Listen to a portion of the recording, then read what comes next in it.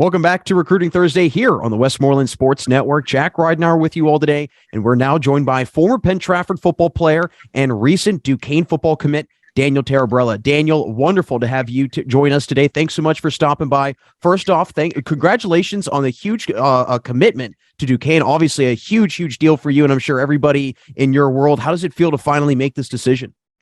It feels amazing. It's a very good feeling for sure. Very good feeling. That's great. I'm sure a big sigh of relief, if you will, or maybe even, big weight lifted off your shoulders a little bit, knowing where you're going to be heading off to next year. But want to dive into just why you decided on Duquesne. I mean, what was it that led you to wanting to stay local and head off to Duquesne? Yeah, many reasons. The atmosphere down there was just amazing. I loved everything about it. It was just like my hometown here. And the coaching staff, the football team, the people just there, it was amazing. Made me feel right at home. I loved it.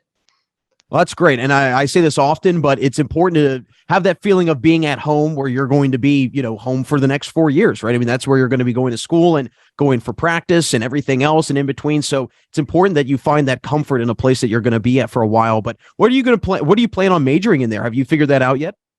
I think business. Very cool. Do you know what you want to do ultimately with business? Maybe sales.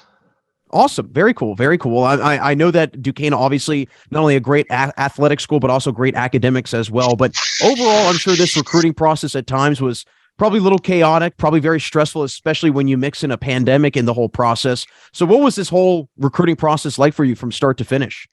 It was a little hectic for sure. A lot of, I would say like stress, but not stress at all because it was fun to me.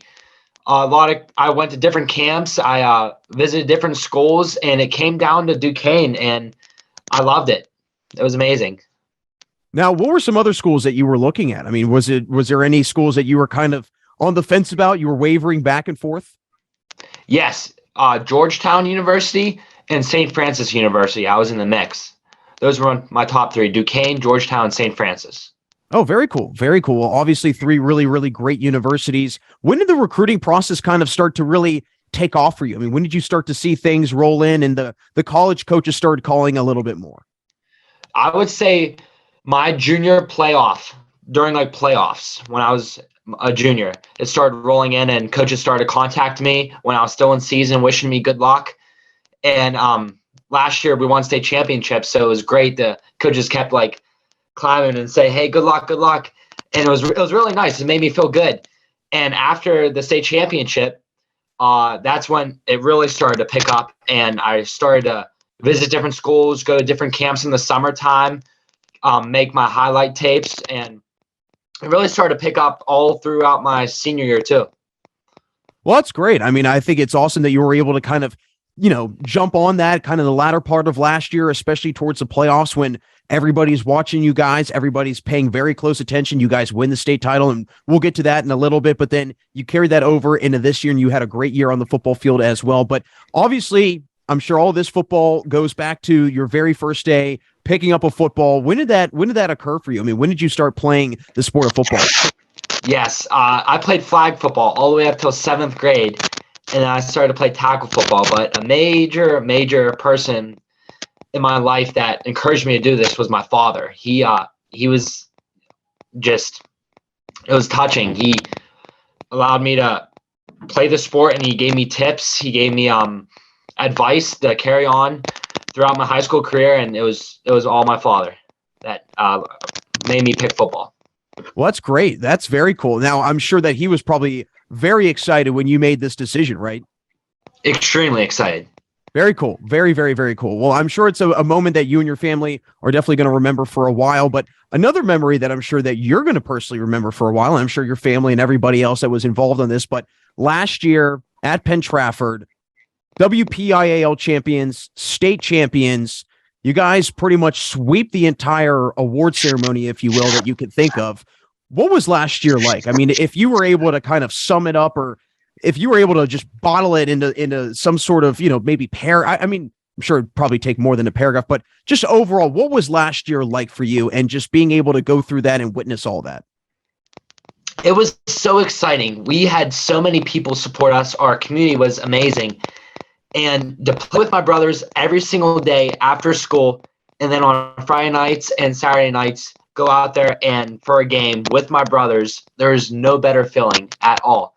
The coaching staff put in such a great, amazing game plan for the weeks, and just playing with my brothers and my family all supported us. Everyone's family supported them. It was just very touching, heart touching for sure. What's something that you'll never forget about last year? How we were the underdogs and we didn't let that get to us. We believed in each other, and we always say one heartbeat. If we're one heartbeat, no one can stop us. Well, I know that was a big game. Like you said, you guys were, again, heavy underdogs heading into that matchup. And I've talked to a couple of your teammates who have made college commitments, and they've all kind of said that you guys took that week as you took all other weeks, really going into any other game, just as kind of normal business. Was there anything special, anything unique about that week preparing for that game where you guys kind of felt that, hey, the world might be against us, but we know that we're going to prove them wrong?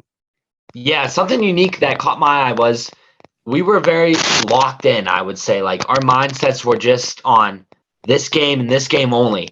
And we worked together as a team, and we made like practice really fun and enjoyable, and we loved just being there. And our mindsets were very I would say like 100% full concentration.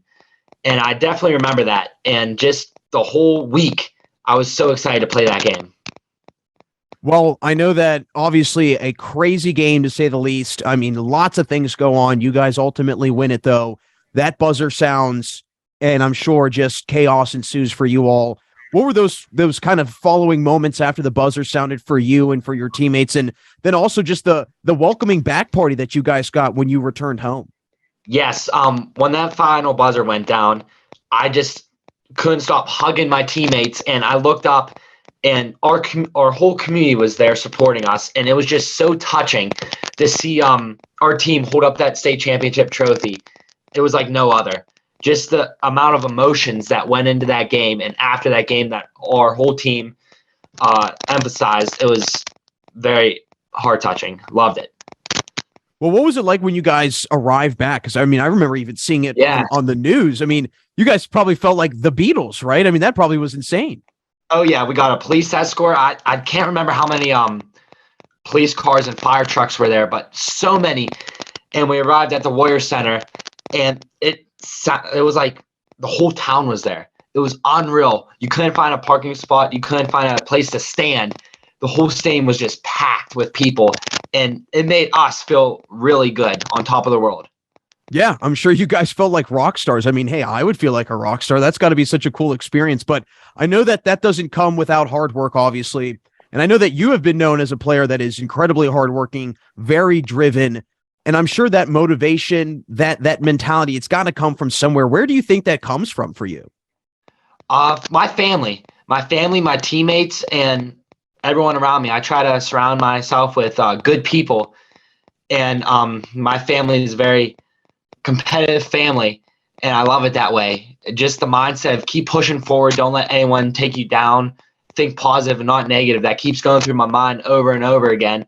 And I try to follow that. My parents are a huge factor in that. I give them so much support, and like I thank them so much for everything they do for me, because without them I would be nothing. I think negative, and when I'm down, they pick me up. It's a very great mind game.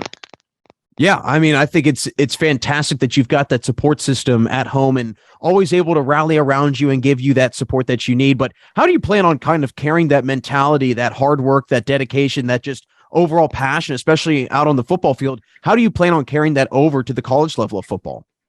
Yeah, it's pretty much the same thing as high school. I want to carry into college. Keep working hard.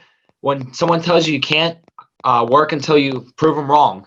I love the underdogness and proving people wrong. When people tell you can't do it, I think I'm gonna do it. Well, it's a great mentality to have, and it clearly paid off for you, for your teammates last year, and just really, I think it's a great mentality to have overall. And Daniel, it's been great to have you join us today on Recruiting Thursday. Before we let you go, I want to hear from you. What is something, again, as your kind of career as a Penn-Trafford Warrior wraps up again, you still have your senior year ahead of you, but football season is at the close, so you have your season next year at Duquesne. I'm sure that you're probably going to walk away with a lot of the memories, a lot of things that you remember about your time as a Penn-Trafford football player. But what is something that you're going to take away in particular from your time as a Penn-Trafford football player and carry that over with you to Duquesne next year? Just the relationships I made, and the football program. We come together so much, and I love it. And I want to carry on that mentality of building team bonds, having like everyone together, everyone on the same page. And I said it earlier in the video, one heartbeat. And I want to carry that on to Duquesne, how our mentality is just family and do anything for family, never give up. Well, my friend, you definitely have the great mindset that you're going to carry over with you over into Duquesne next year. We really appreciate your time today, and good luck moving forward through the rest of your time at Penn-Trafford and as you make your way off to Duquesne. Thank you for having me. Thank you. That's Daniel Tarabrella, former Penn-Trafford football player and football state champion, and soon to be Duquesne Duke. Once again, everyone, another great episode here on Recruiting Thursday on Westmoreland Sports Network.